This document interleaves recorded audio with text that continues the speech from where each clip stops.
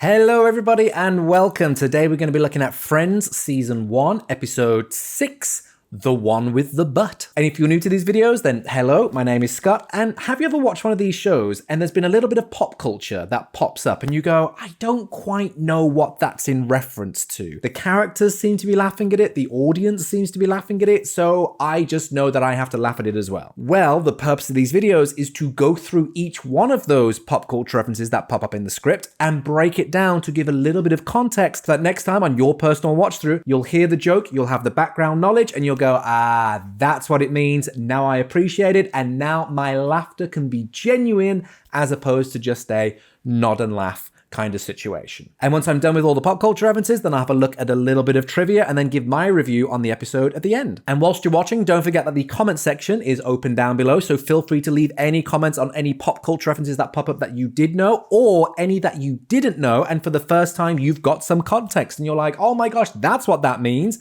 I thought it was something completely different, but now the clarity, I can see clearly. And if you're enjoying these videos, make sure to give them a like. And also, if you don't want to miss out on any future videos, why not subscribe as well? Because I'll be covering more Friends episodes, more Gilmore Girls episodes, and more shows in the future. So hit that subscribe button and then they'll pop up in your feed and you won't miss them. Alrighty, that's the intro done. Let's take a look at a butt. So straight off the bat, the gang have come to watch Joey in one of his shows. Well, Eva, we've done some excellent work here. And I would have to say, your problem is quite clear. All you want is a dinkle. What you envy is a schwang. A thing through which you can tinkle, or play with, or simply let hang. So before I break down who Joey is playing and what the musical is based on, I just want to go over the lyrics of what Joey was just singing, because I've made a short video on this on my TikTok, Instagram, and on YouTube Shorts. I have watched this episode for 20 years, and I never understood what he was singing. The accent was just so thick that I could not quite tell what was being said. And because I only used to watch it on VHS, you don't have subtitles on VHS. So it was only until I got Netflix that I could then put the subtitles on to go, oh, that is what's being said. So for clarity, in case there's anyone else out there who is like, what is he saying? These are the lyrics. All you want is a dingle. What you envy is a schwang. A thing through which you can tinkle or play with or simply let hang. And all of those highlighted words and phrases are to do with a penis, because a woman's desire to have a penis is one of the main focal points of Sigmund Freud, whom Joey is playing and who lends his name to the title of the musical, Freud. God, chair nearly broke, I was that excited. Sigmund Freud was an Austrian neurologist and was dubbed the father of psychoanalysis, a groundbreaking theory and therapeutic practice that revolutionized the understanding of human psychology. He proposed that much of human behavior is driven by unconscious forces, including repressed desires and childhood experiences. He came up with theories such as the unconscious mind being split into the id and ego, instinctive and reality-based decisions, respectively, and ruminated on notions of defense mechanisms such as denial and repression. However, his most controversial theory was known as penis envy, the idea that women inherently grow up wanting to be men. According to Freud, around ages 3 to 6, girls realize that they do not have a penis and experience feelings of envy and inferiority towards boys who do. He suggested that this realization led to girls being deprived, believing that the penis symbolizes power and authority, and Freud viewed this as central to a girl's developing sense of self and femininity, and also feeding into an Oedipal desire of a young woman being jealous of her mother as she wants to be with her father. There's a lot more nuance in his theories than that brief breakdown, but as you can see, it's wonderfully light and breezy stuff. Just perfect material for a musical, wouldn't you say? Chandler is now part of a polyamorous relationship, and Ross wants to chime something in about monogamy. Fine. All right, now you'll never know. We're kidding. Go. Come on, Ross. All right. There's a theory put forth by Richard Leaky. Richard Leaky was a Kenyan paleontologist and conservationist who was credited with making some remarkable hominid fossil finds, including Homo habilis and Homo erectus, and made significant contributions to the study of human origins. Alongside amassing information on the skeletal structure of early humans, Leaky also posited theories on how our ancestors interacted and cohabited. And it's a shame Ross was cut off, but don't worry, I'll finish the sentence. There's a theory put forth by Richard Leaky, which proposes that early humans developed monogamous relationships as a social structure to ensure better protection for their offspring. According to this idea, by forming pair bonds, males were more inclined to invest in the care and protection of their children, thereby enhancing their survival chances. So see, monogamy has been in our blood since we were able to stand on our own 2 feet. If only my ex knew that. Maybe I should send her a copy of Richard Leaky's book.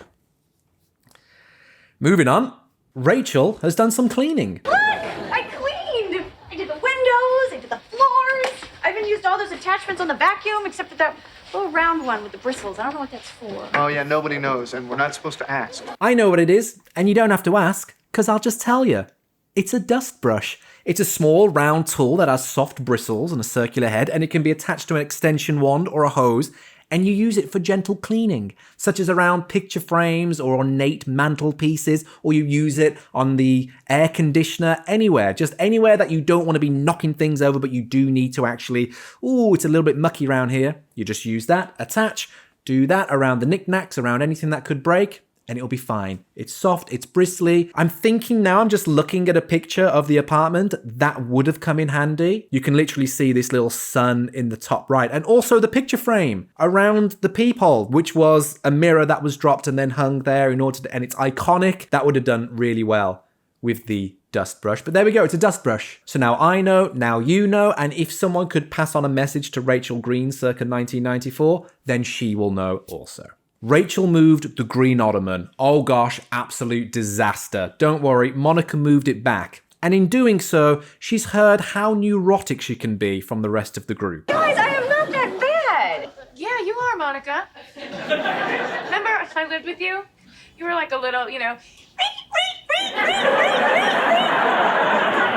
So what Phoebe's just done there is in reference to a scene from the 1960 Alfred Hitchcock movie, Psycho. And if you haven't watched Psycho yet, go and watch it. It is one of the best films ever. The acting, the setting, the story, the camera angles, it all adds to this incredibly tense experience that still holds up 60 odd years later. And you can see how influential it has been on modern media because there are so many movies that take things from this movie because of how fantastic it is. It is a source that just keeps on giving. And the scene in question is that Marion Crane, played by Janet Leigh, has come round to the Bates Motel and has met Norman Bates, who is played by Anthony Perkins. Anyway, she's having a shower and, well, you can see.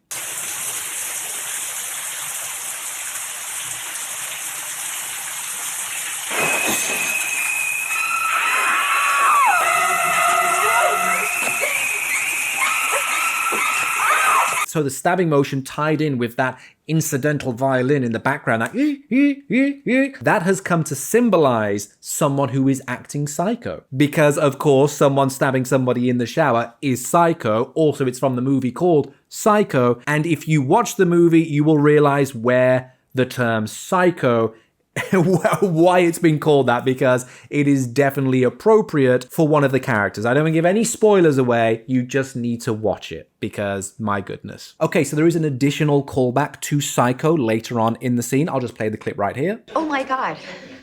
It's true. Who am I? Monica, your mom. Now, if you haven't watched Psycho and you want to watch it, I would highly recommend skipping this little section right now because I'm going to give a huge spoiler away for the end of the movie. So make sure I've given you plenty of warning. Spoiler warning, flashing it up on the screen. Avoid, click to the next one. You'll see it in the timestamps below. 4, 3, 2, 1. So one of the big plot points in the movie is that it is Norman's mother who he has to look after in the house, and she is the one who actually stabbed Janet Leigh, Marion Crane, in the shower. She is the one with the knife. Oh no, it's Norman's mother. But as it turns out, Norman is his mother. The mother's been dead for ages. Norman dresses up as his mom and thinks that he is his own mother. Anyway, of course, Phoebe does the psycho bit again because Monica's acting psycho, but Ross says, Monica, your mom, which is a plot point to the Psycho movie because Monica is acting like her mother, much like Norman Bates was acting like his mother. And it was Norman Bates acting as his mother who does the stabbing. And so Phoebe's reference is definitely on point and definitely apt. And yes, it plays well and it's all fed in. Honestly, watch the movie again. If you're watching this little bit here, then you have skipped the spoiler warning because you've already watched the film. So I won't say go and watch it for the first time. Go and rewatch it because it's brilliant, isn't it? Isn't it great? And Ross continues to drive the point home. That is so unfair. Oh, come on. When we were kids, yours was the only Raggedy Ann doll that wasn't raggedy. Raggedy Ann is a doll. She was created by American writer and illustrator Johnny Gruelle in 1915 and started out life as a doll before featuring in a line of children's books that hit shelves in 1918. She was greatly loved by many, in part because of the morals of her stories revolving around kindness and finding joy with others, and she's since become a cultural icon and a symbol of nostalgia and traditional American values. And just a little bit of extra trivia for you, she gets her name from two different poems. The Raggedy Man from 1888 and Little Orphaned Annie from 1885. So just two words from those titles smushed together. And Ross is saying that Monica's Raggedy Ann was so looked after and so well kept because Monica was so neurotic about making sure that everything looked right and everything was in its rightful place and everything was neat and clean that she wasn't raggedy at all. She was so pristine, she was just Anne. No raggedy there, just Anne. Joey comes into the apartment with some fantastic news. That's my agent.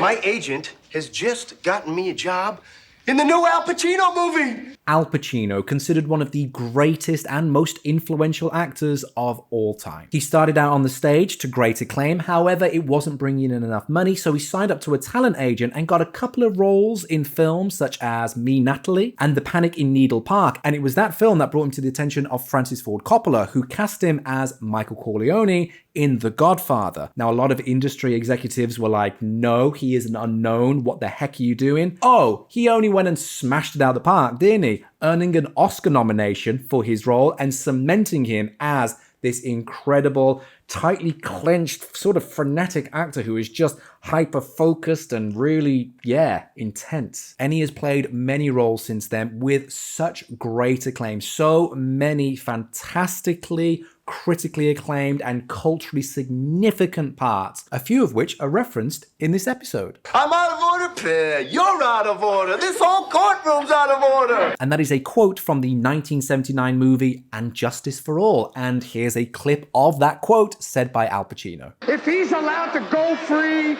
then something really wrong is going on. Mr. Kirkland, you are out of order. You're out of order. You're out of order. The whole trial is out of order. They're out of order. Seriously, what's the part? Just when I thought I was out, they pulled me back in. And that quote is from The Godfather Part 3, released in 1990. And here's the quote in context. Joey's awesome. You can't be doing this alone.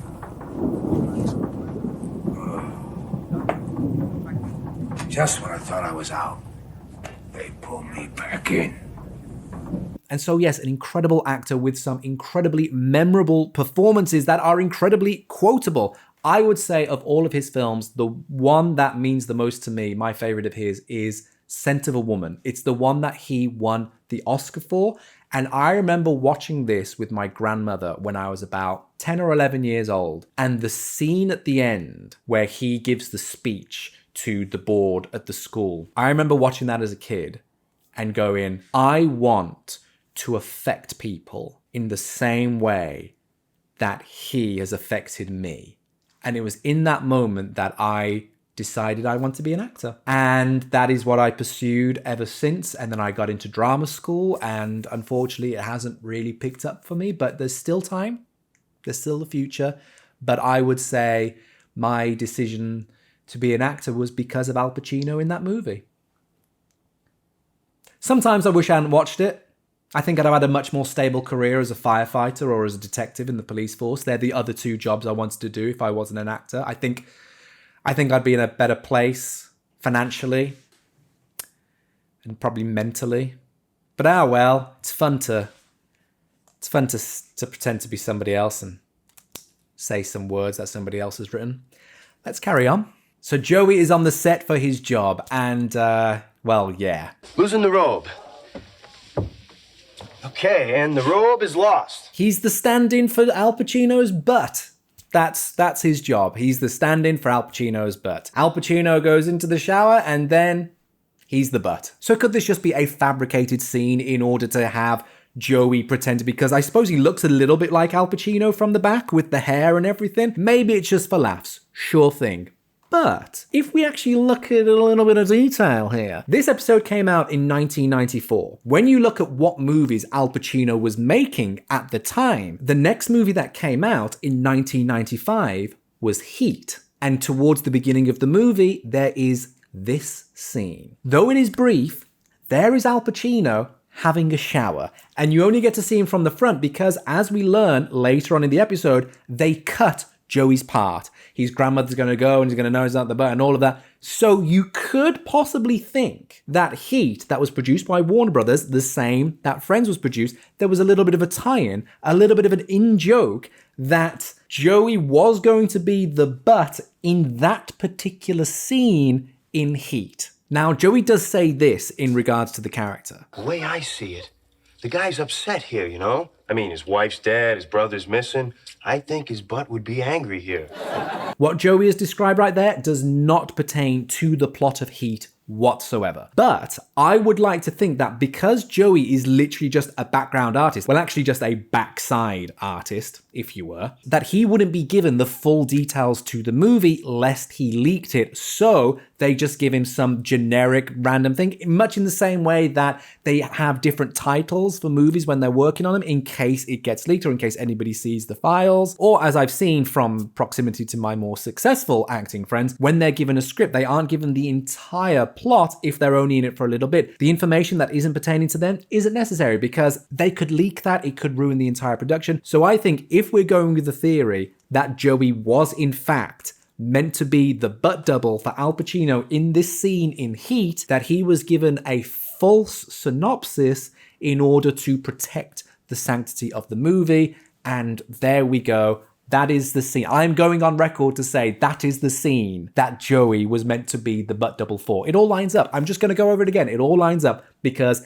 that happened in 1994. Heat happened in 1995. Al Pacino's in a shower. You don't see his butt because Joey, it was cut in the end. That was it. I'm going on record to say that it's that. I spent too much time talking about butts. Let's move on, shall we? The polyamorous situation that Chandler has found himself in is getting to be a little bit too much, and he says that his mind is split. It's like I'm two guys, you know? I mean, one guy's saying, shut up, this is great! But there's this other guy. Actually, it's the guy who wells up every time the Grinch's heart grows 3 sizes and breaks that measuring device. The Grinch is a character created by Dr. Seuss, who makes his appearance in the 1957 book How the Grinch Stole Christmas, which was adapted into an animated TV special in 1966, and furthermore into a live-action movie starring Jim Carrey, which, oh my gosh, is incredible. If you've watched one of the other videos that I've done, Gilmore Girls, you'll know how much I love him in that role. I'm yet to see the Benedict Cumberbatch adaptation, so I don't have any opinions on that, but still, The Grinch. Basically, to boil down the plot into its simplest forms, the Grinch lived in Whoville and everybody was so lovely and cheery, but he was just ever so slightly different. He wasn't mean. He was just a little bit different looking, a little bit different in the way he acted, and everybody treated him terribly. They bullied him. They were horrible to him because he just didn't quite fit in. So in order to, figure out, well, I don't fit in, he went and lived by himself on top of Mount Crumpit. He lived alone except for his little dog, and that's where he spent his days as a hermit, completely isolated. Anywho, in Whoville, they love to celebrate Christmas. It's a big thing. They spend the whole year waiting for it. And the Grinch one year decides to steal Christmas. So he does. He's a mean one, that Mr. Grinch. He goes into Whoville. He steals all the presents. It's so great. Takes it all back to the top of Mount Crumpit. He's got all the presents there and he's looking down on everyone to see how miserable they will be. And they are a little bit upset that Christmas has gone. But then there's happiness there because it's not about the material gifts. The presents didn't actually mean anything. It was the love that was between them. Oh my gosh, he has an epiphany. He has this whole thing. Anyway, you will see this scene right now. And what happened then? Well, in Whoville, they say that the Grinch's small heart grew 3 sizes that day. Bing! So he has that change of heart, literally, as he tries to save the presents, and he realizes what love is. He realizes what it is to feel love and joy, and his heart grows 3 sizes too big and breaks the little measuring thing. And yeah, it's something to well up over, because it's such a beautiful moment, because this guy who was just so angry at the world and nihilistic and so upset with everything, because he's not a bad guy. He's not a bad guy. The Grinch, he's just misunderstood by society, and society made him to be misunderstood. And I do feel sorry for the Grinch in the same way that I feel sorry for Ebenezer Scrooge, because the story of Scrooge and the Grinch are kind of the same. They were not very nice people who saw the error of their ways and now spread so much joy and love in life. But how do we use their names? When we call someone a Scrooge or we call someone a Grinch, will they be forever remembered as being lovely people? No, they're forever remembered as being not very nice people. So in that regards, I do feel sorry for the Grinch. That'll make me well up just thinking about that right now. And there we go, folks. That is every pop culture reference in Friends Season 1, Episode 6, The One with the Butt. And I've always liked this episode. I think it's a really fun one. But before we go into my thoughts on it, I've tallied up how many pop culture references we've gone over. Let's see where it sits on the rankings. So because of Al Pacino, we had a few different movies referenced here, so they count as their own individual references. And as you can see, for the total for Season 1, Episode 6, The One with the Butt, we have 10 pop culture references within this episode, which means when we compare it to other episodes in the series thus far, it gets the bronze medal because it is currently sitting in at 3rd place. And now we've looked at the pop culture references, let's see if there's any trivia. And not a lot of trivia at all for this episode, just one piece, which I'll read out right here. The movie director is director James Burrows, who directed many TV shows, including several episodes of Friends. So of course he is perfect casting to play a director because he is a director. Fair enough. And now my thoughts on this episode. I have always really liked this episode because I am an actor, and so I very much relate to the main story of this episode, which is Joey and this part. There is the sub-story of Chandler getting with Aurora. We're not going to go into my dating life, but anyway, the acting part for sure, because I really sympathize with Joey. We see the opening scene where he's in that play and he's not too happy about it. He knows that it's not the best of roles, but he's so happy that it's the lead. He's got the lead in it, and he knows it's not, a big thing, but surely that's a good thing for him. And I've been in that position in the past where I've done projects where I know it hasn't gone to the biggest of audiences. It's not the most, high billing of things, but it's something that I'm happy with. It's something that I'm proud of, and I want friends to come and watch it and be happy with it. Of course, they don't like it, but still, he's happy that he's done that. And then to get an agent off the back of that. I remember when I got my agent off a show where I only had 3 lines, and it was in a play. I appeared for less than a minute. It was above a pub, and I managed to get an agent off the back of it. And the excitement from that, the excitement of going, yes, I can't believe it. I'm seeing these steps moving forward. I can very much see that with Joey. And then to get off the phone to say, hey, you've got this part. That happened to me. I got the call to be, oh gosh, I was about to open a storybook there, but that is not for this video. I got the part in The Shawshank Redemption, and I was so excited, much like Joey was to get the part for the Al Pacino movie. And it turned out to be, I won't even say one of, it probably was the worst experience of my career, if not life. That is a story not for here, for another time. Maybe. I need to very much doctor it so I don't get sued by anybody, but it is one of the worst experiences I have ever been through. And the people whom I've told the story of, who are in the industry, also agree that it is one of the worst experiences they have ever heard someone going through. Anyway, I very much relate to the roller coaster that Joey was on in that. And I always think it's a very tricky thing to talk about actors on a show because they are actors. And I find it really bizarre when you see in different shows, and I can't think of any that are coming to mind right now, but when you see in shows that there is an actor and people are taking the mick out of being an actor. It's like, oh, it's the punchbag. And I get that it is very much an inside joke because the actors know what it's like to be that actor, and they know, and it's sort of piling on. It's very much a wink, wink, nudge, nudge. But I always find it a little bit strange. I always think it's a bit like, oh, it's a little bit weird. But this is handled really well. And the way that the friends actually support Joey through this and they say, hey, you know, I believe that you'll have your break. Wasn't your break, will it? You know, one day some kid's going to run up to his mom and go, hey, I got the part. I'm going to be Joey Tribbiani's butt. Like, it's so wonderful to have friends like that because you can see that they don't quite understand the industry, and people whom I know who don't know the industry don't quite understand it. You know, they'll be like, oh, so why aren't you working? Or what's this then? Or what's happening now? Or why don't you just go and get that job? And it's like, oh, it doesn't work like that. If it was as easy as that, like acting as an industry isn't one of those things where you go, nope, I've gone at the entry level and then I'll do my years here and then I'll get the promotion and I just apply for that and get transferred to that. It's not like that. A lot of it is luck. A lot of it is in the right place. And I know a lot of people say, no, it isn't about luck, but I do genuinely think a lot of it is luck. Because my gosh, you can do everything right. You can go to the best drama schools and you can put on the shows and you can be in great performances. And sometimes you send out the emails to get people to come and they just don't see it. They just don't feel like seeing it that day. And it was unlucky that you didn't get that and they didn't come and watch. That could have been. And I think a lot of the time you have to say that it is luck just to actually take a little bit of ownership out of it, because otherwise you will just wring yourself over every last little detail and like, why isn't this happening? Why isn't this going like I want this to be going along in this manner, but it's come to a complete standstill. And so you see Joey like that when he gets dropped from not being the butt. And he's like, this was it. This was my big break. And now I'm in the dumps. And now I don't know what's going to happen. My career, it's completely ended. And he goes, no, there's still a future. They're still moving forward. And of course, we see later in the seasons, he does get his break. He gets several breaks, actually. But yeah, I very much do relate to this episode. And I enjoy it from seeing it, the perspective. And growing up, I saw it. Growing up, watching it, I was like, oh, I would love to have the life of these friends, just like living it up in the city, having a good group of friends, doing all these different things. And now that I am grown up and I am older than Joey, I'm looking and going, I wish I didn't have that life.